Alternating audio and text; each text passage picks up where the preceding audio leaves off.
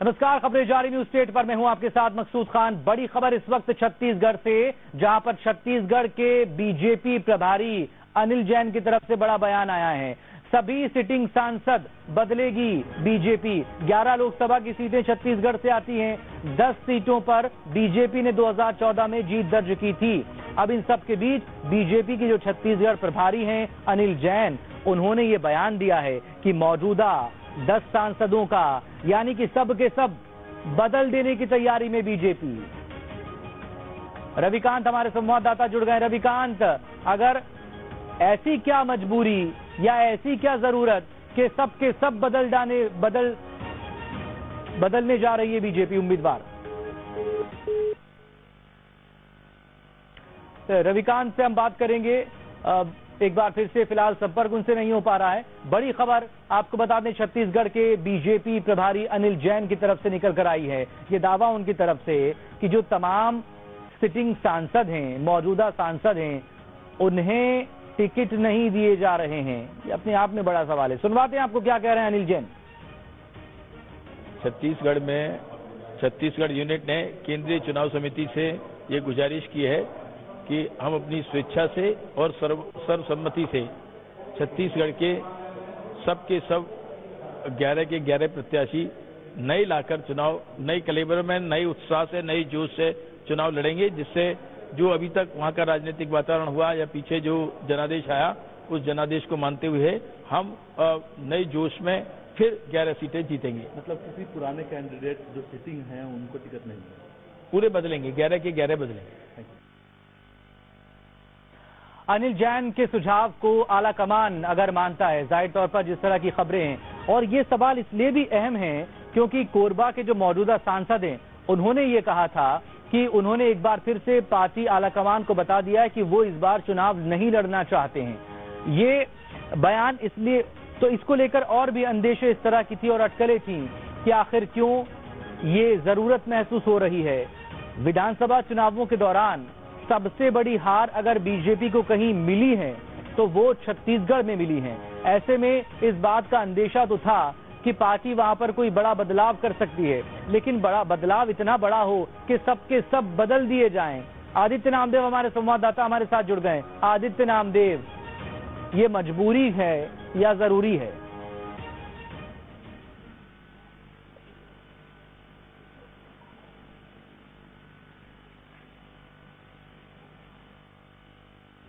आदित्य नामदेव, क्या मेरी आवाज आप सुन पा रहे हैं? चलिए आदित्य, मेरी आवाज अगर आप सुन पा रहे हो तो सवाल इसी बात को लेकर, ऐसी क्या मजबूरी या ऐसी क्या जरूरत कि 10 के 10 सांसद बदल रही है बीजेपी? देखिए, कारण इसका सबसे बड़ा यह था, जैसे ही विक्रम उसेंडी प्रदेश अध्यक्ष बने, उन्होंने एक रिपोर्ट सबमिट की थी सीधे तौर पर अनिल जैन को और सीधे तौर पर अमित शाह को। जब थी उनका, चलिए, कुछ तकनीकी खामी की वजह से आवाज आदित्य की हम तक नहीं पहुंच पा रही है। बहरहाल हम बात करेंगे हमारे संवाददाताओं से, लेकिन ये देखिए, सबको बदला। रायपुर से रमेश बैस लंबे वक्त से चुनाव लड़कर जीतते रहे हैं। कांकेर से विक्रम उसेंडी प्रदेश अध्यक्ष बना दिए गए हैं। जांजगीर से कमला देवी पाटले हैं। बस्तर से दिनेश कश्यप हैं।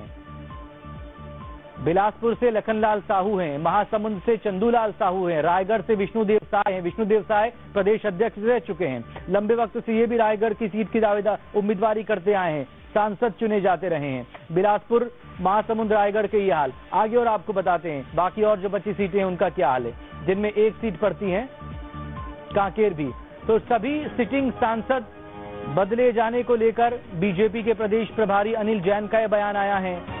अब सवाल इस बात को लेकर, जो मौजूदा सांसद हैं उनमें से कुछ के बयान तो पहले ही सामने आ गए कि वो चुनाव नहीं लड़ना चाहते हैं, तो क्या पार्टी आला कमान पहले से ही उन्हें इस बात को लेकर इंडिकेट कर चुका था कि आपके टिकट कर दिए जाएंगे? बहरहाल आदित्य नामदेव हमारे साथ जुड़ गए हैं। आदित्य, कोरबा के सांसद का बयान आया था और वो कह रहे थे कि वो 3 महीने पहले ही ये बात आला कमान के सामने रख चुके हैं, और आप जैसा कि बता रहे हैं वो ये कि विक्रम उसेंडी के अध्यक्ष बनने के बाद एक रिपोर्ट सौंपी गई है, तो वो तो किस खबर पर ज्यादा भरोसा किया जाए?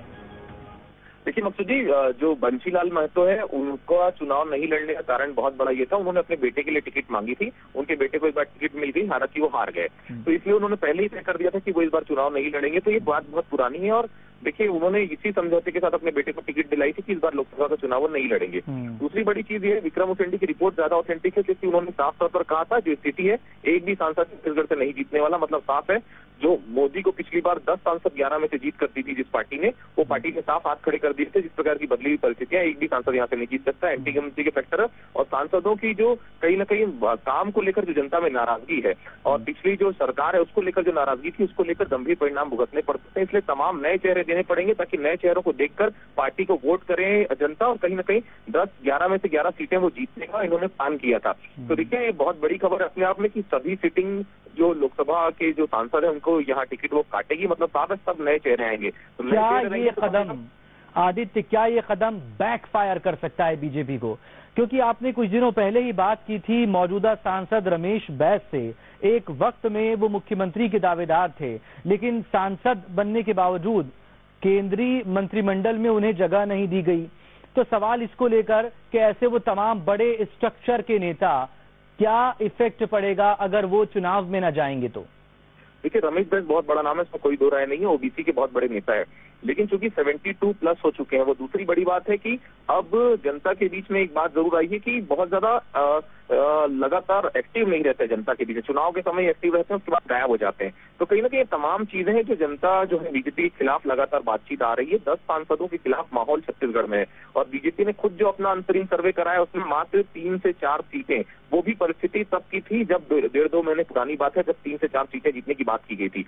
तो कहीं ना कहीं बहुत जरूरी था ये कदम उठाना। शायद इस कदम से आलाकमान को और खुद अनिल जैन को और खुद विक्रम उसेंडी को ये यकीन है कम से कम इसमें जो पहले की जो दिक्कतें थी कम से कम दिक्कतें कम होगी, कुछ सीटें जरूर भारतीय जनता पार्टी जीत पाएगी। लेकिन नुकसान भारतीय जनता पार्टी में होगा या नहीं होगा तो आने वाला वक्त बताएगा कि कैडर बेस्ड पार्टी बहुत ज्यादा विरोध दिखता नहीं सतह पर, लेकिन हाँ नए चेहरों को देने से बिल्कुल भारतीय जनता पार्टी को फायदा मिलेगा, इस बात से इंकार नहीं किया जा सकता। ठीक, और लेकिन अब अगर इस स्ट्रैटेजी को लेकर क्या जिस तरह की लगातार खबरें आ रही थीं, तो ये तो माना जा रहा था कि हो सकता है 5 से लेकर 6 मौजूदा सांसदों को टिकट ना दिया जाए, उन्हें पार्टी रिपीट ना करे, लेकिन एक साथ सबको बदल दिया जाना, क्या बीजेपी के इस कदम से कांग्रेस की स्ट्रैटेजी पर कोई असर पड़ता आप देख रहे हैं इस चुनाव में?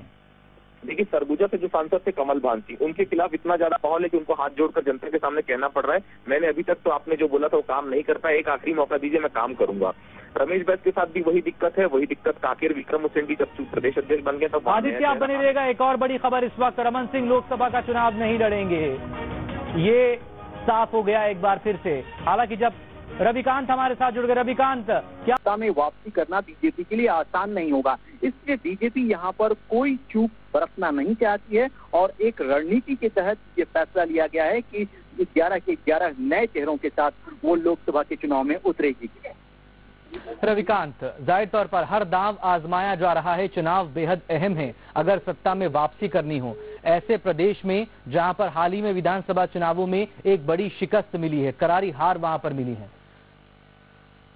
रविकांत से हम बात करने की कोशिश करेंगे, फिलहाल संपर्क उनसे टूट गया है, लेकिन इस बड़ी खबर पर हम बने हुए। बड़ी खबर छत्तीसगढ़ से, जहां पर छत्तीसगढ़ बीजेपी के प्रभारी अनिल जैन का बड़ा बयान सामने आया है।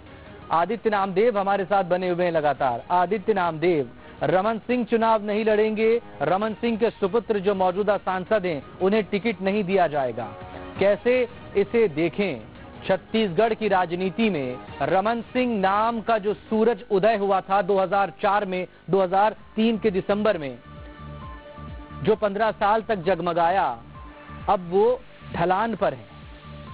बिल्कुल, देखिए जिस प्रकार से उनके नेतृत्व में 15 साल बीजेपी ने इतना बढ़िया यहाँ पर प्रदर्शन किया और 15 साल बाद उनके प्रदर्शन को अगर आप प्लस पॉइंट मानते हैं तो इस बार की विधानसभा में जो 2018 का विधानसभा चुनाव है उसमें अगर जो पार्टी की इतनी बुरी तरह से हार हुई है तो उसका ठीकरा भी उन्हीं के ऊपर फूटना चाहिए, क्योंकि देखिए साफ तौर पर कई नेताओं ने कभी जबान पे ये भी कहा था जब जीत का चेहरा आप खुद अपने सिर पर रख रहे हैं तो हार का चेहरा अपने सिर पर क्यों रखने से कतरा रहे हैं। तो सीधी बात है, बहुत जरूरी भी था कि इस बार साफ था कि अधिकतर सांसद चुनाव हार जाते क्योंकि काफी ज्यादा विरोध है ग्राउंड लेवल पर बस्तर से दिनेश कश्यप है, कमला देवी पाटले नाम है उनका, देखिए बताना चाहूंगा, वो जो है वो लगातार यहाँ पर इससे पहले बयान देते हुए 2 दिन से नजर आ रही है कि मेरे सामने कोई नहीं है, कोई भी कैंडिडेट नहीं है, मैं जीतूंगी चुनाव। तो देखिए ये सब दम्भ भरने वाली बात है। ग्राउंड लेवल की रियलिटी काफी ज्यादा डिफरेंट है। जिस तरह से चुनाव में अभी चुनाव के बाद किसानों की मांग पूरी हुई है, बेरोजगारों के लिए तमाम चीजें अभी की जा रही हैं, शिक्षा कर्मियों के लिए करने की घोषणा की गई है, पुलिस परिवारों के लिए भी वीकली ऑफ की घोषणा की गई है।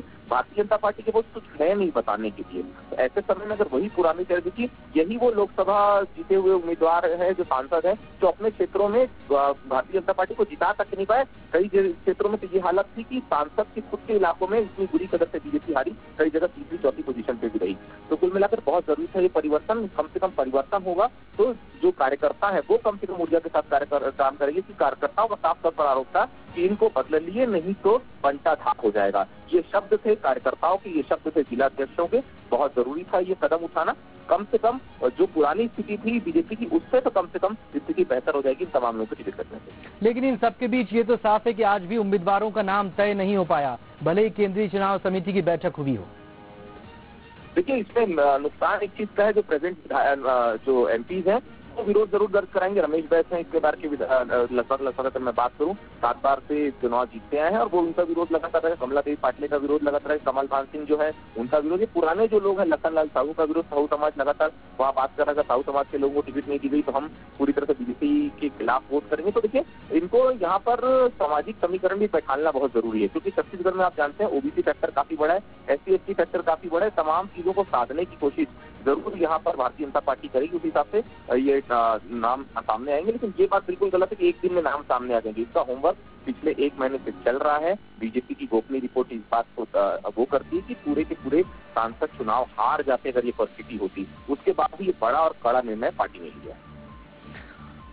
साइड तौर पर आदित्य, विधानसभा चुनावों के नतीजे और जिस बात का जिक्र रविकांत कर रहे थे, आपने सुना होगा कि पार्टी आलाकमान इस बात से भी नाराज है कि मीडिया में खबरें जो भी हों, लेकिन ग्राउंड रियलिटी कम से कम आलाकमान के पास तो होनी चाहिए कि कितनी बड़ी हार आप दर्ज करवाने वाले हैं या कितनी मुश्किल पार्टी को है, तो शायद कुछ संभाल लिया जाता उस वक्त। क्या इसका भी असर इसमें देखा जाए इन नतीजे में? तो वही लग रहा था देखिए कि नेता प्रतिपक्ष रमन सिंह की मर्जी से बना, उसके बाद प्रदेश अध्यक्ष रमन सिंह जी की मर्जी से बना। जब हार इतनी बड़ी उनके उस शासनकाल में हुई है तो फिर आखिर अभी भी उनकी मनमर्जी क्यों चल रही है? बड़ा सवाल एक कहीं न कहीं घूम फिर कर बार बार आ रहा था हर बैठकों में। और बड़े नेताओं, चाहे बृजमोहन अग्रवाल की मैं बात करूं, चाहे रमेश बैस की बात करूं, चाहे ननकीराम तंवर की बात करूं, ये तमाम लोगों ने दूरियां बनानी शुरू कर दी थी तमाम बड़ी बैठकों से।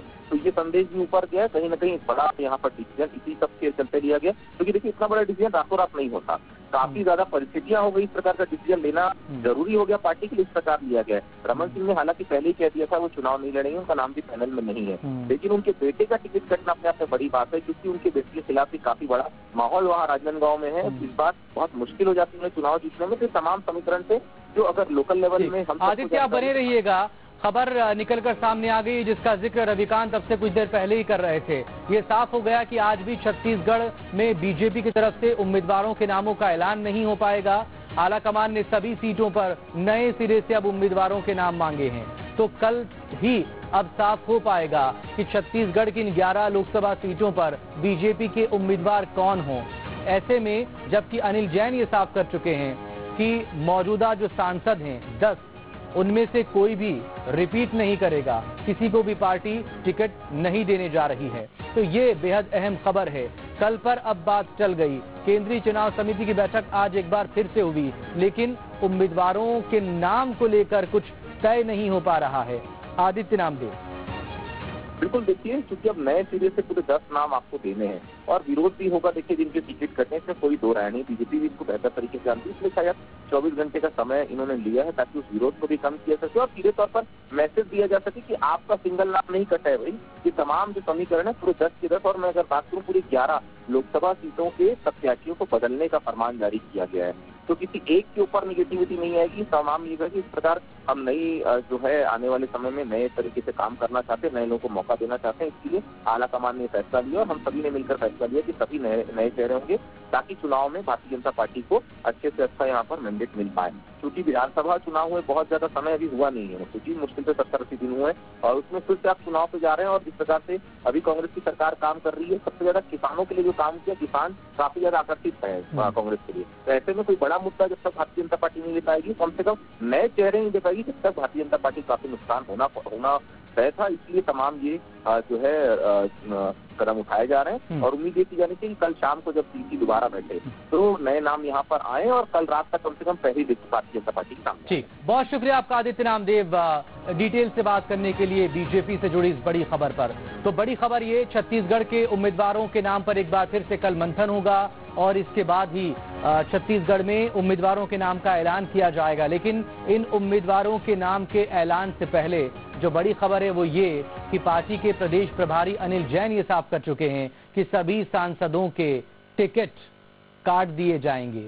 ये गुजारिश, ये रिक्वेस्ट की गई है पार्टी आलाकमान से, केंद्रीय चुनाव समिति से, सब के सब बदल दिए जाएंगे। बहरहाल छोटा सा ब्रेक, खबरें जारी हैं, बने रहिए हमारे